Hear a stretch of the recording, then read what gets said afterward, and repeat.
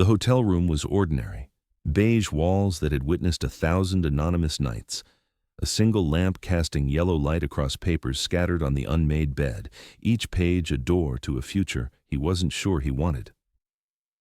Outside, Memphis slept under a February sky that promised nothing, the Mississippi River carrying secrets toward the Gulf like it had done for centuries before his birth, like it would do long after his voice fell silent.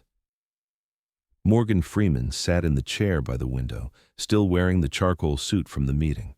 The fabric felt foreign against his skin now, like armor he'd forgotten how to remove. His hands rested on his knees, fingers that had learned to gesture with precision for cameras, now simply holding the weight of being human. 63 years old, and he could count the times he'd felt this hollow on one hand.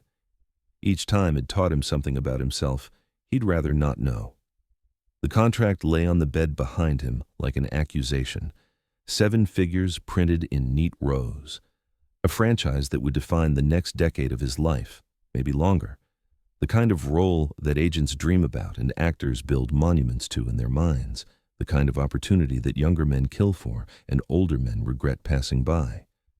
He hadn't touched it in 3 hours, hadn't even looked at it directly since placing it there, as if the weight of those words might somehow contaminate the air between them.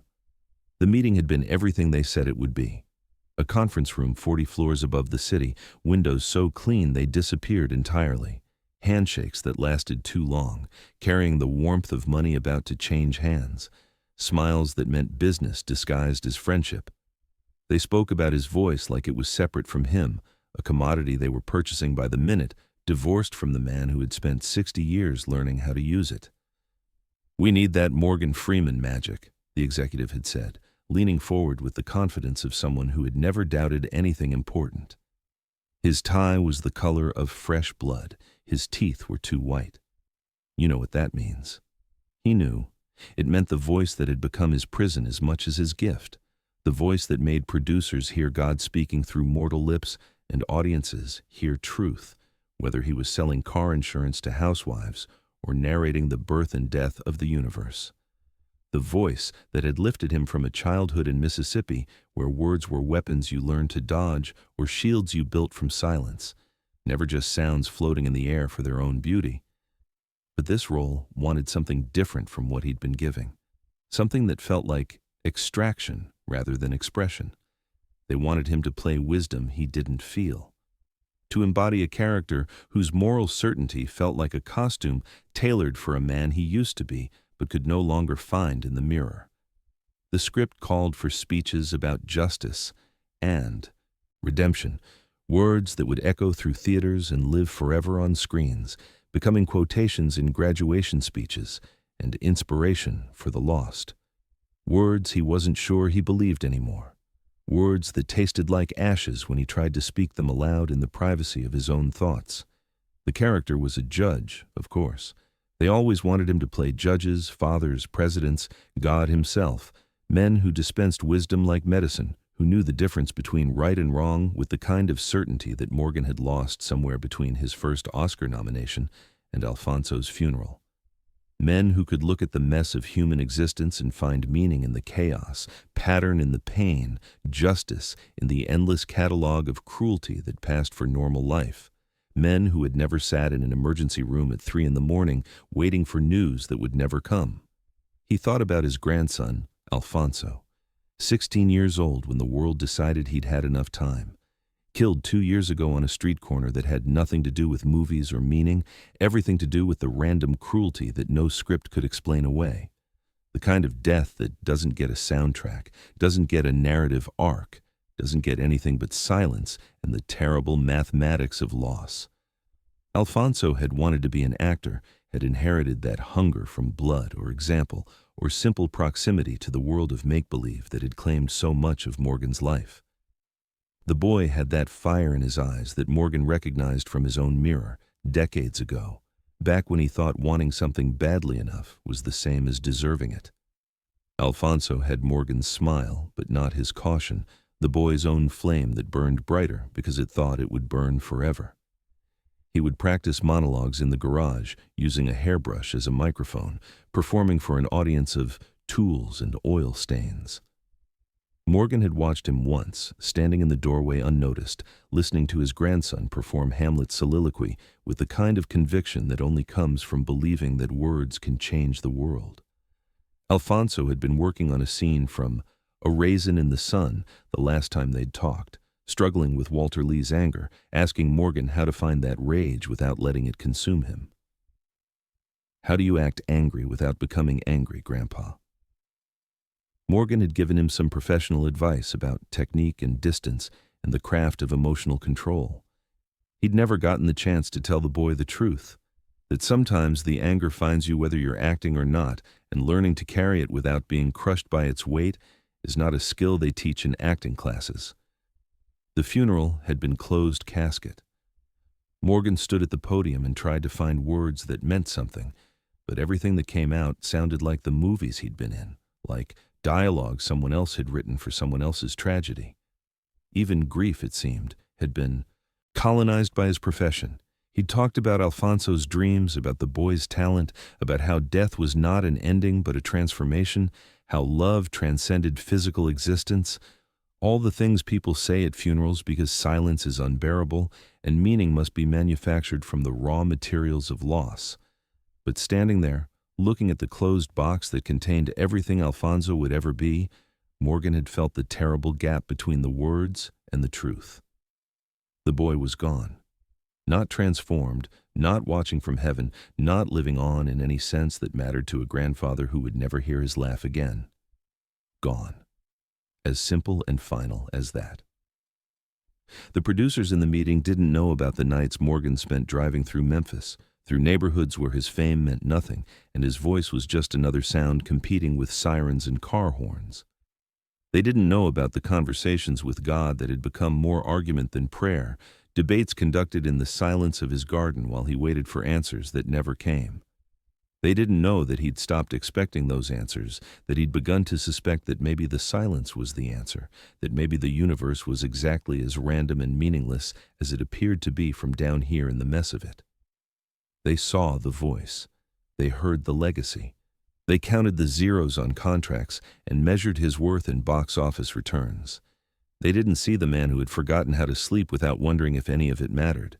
If all the wisdom he'd spoken on screen was just elaborate pretense, performance dressed up as philosophy.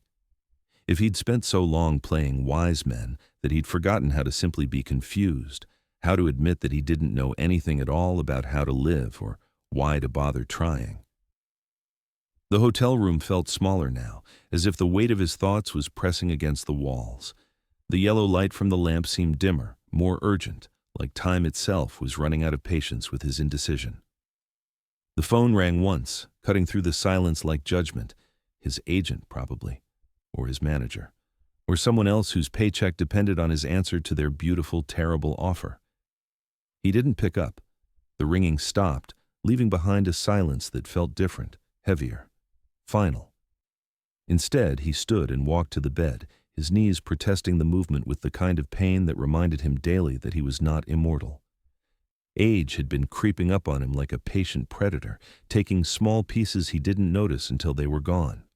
The contract lay there thick with promise and threat, full of legal language that boiled down to a simple trade, his voice for their validation, his presence for their profits, his authentic self for their manufactured version of him. Page after page of definitions and obligations and clauses that would bind him to a character he no longer wanted to be. He thought about the young actor he'd been 40 years ago in New York, desperate for any role that would pay rent and prove he belonged somewhere in the vast machinery of dreams. The man who had practiced Shakespeare in empty theaters after the janitor had gone home, his voice echoing off vacant seats like a prayer no one would answer.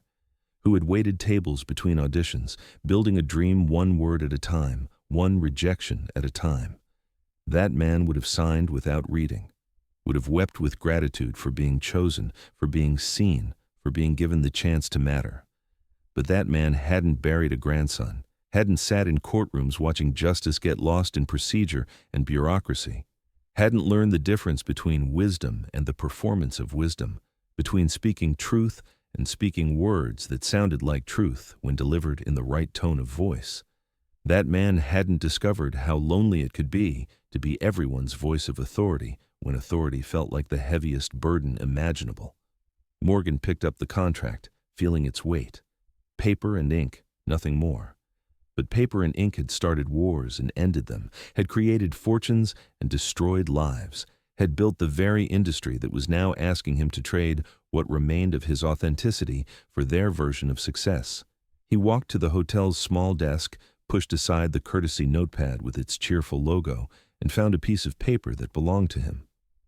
He uncapped a pen that felt substantial in his hand, a tool that demanded respect for the words it would create. He wrote slowly, deliberately, "Thank you for thinking of me. This is a beautiful project that deserves someone who can give it the conviction it requires. That person is not me. Not anymore. I hope you understand that some stories need to find their own voice, and some actors need to find their own silence." He folded the letter with the same care he'd once used to fold the flag at his father's military funeral, placed it on top of the contract, and put both in his briefcase. The decision felt like stepping off a cliff into silence, like choosing uncertainty over security, like finally admitting that he'd rather be honestly lost than dishonestly found. There would be consequences. There always were when you chose authenticity over convenience. Other calls would come.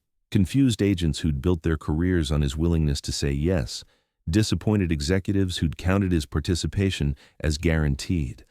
Articles would be written about the project that moved forward without him, speculation about why Morgan Freeman walked away from the role of a lifetime, theories about his health or his sanity or his commitment to the craft.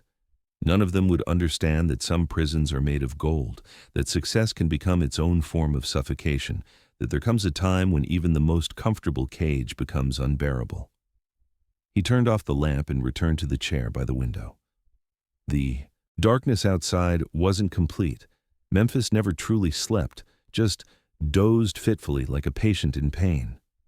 The city spread below him, a galaxy of lights representing stories that would never become movies. Real stories, messy ones, stories without easy answers or perfect endings, or voices that knew how to make sense of their pain. Stories that mattered because they were true, not because they were marketable. From this height, he could see the Mississippi River winding toward the horizon, carrying everything that had fallen into it toward something larger than itself. He thought about Alfonso again, about the dreams that died with him, about all the words the boy would never get to speak, about how the river kept flowing regardless, indifferent to human plans and human grief, following a path carved by forces too ancient to argue with. Maybe that was wisdom, knowing when to flow and when to carve your own path. In the morning, he would fly home to Mississippi. He would tend his garden where things grew according to their own schedule, not the demands of production companies. He would read books that asked questions instead of providing answers, books written by people who were comfortable with uncertainty. He would sit on his porch and listen to the sound of his own voice when it wasn't performing for anyone, just speaking to the wind and the trees and whatever God might be listening. He would wait for a role that felt like discovery instead of repetition, a character who needed to learn something, not teach it, a story that would surprise him in the telling. Most importantly, he would protect the part of himself that belonged to him alone, the part that doubted and wondered and feared and hoped without cameras recording every expression, the part that was human before it was famous, ordinary before it was extraordinary, confused before it learned to pretend it understood anything at all.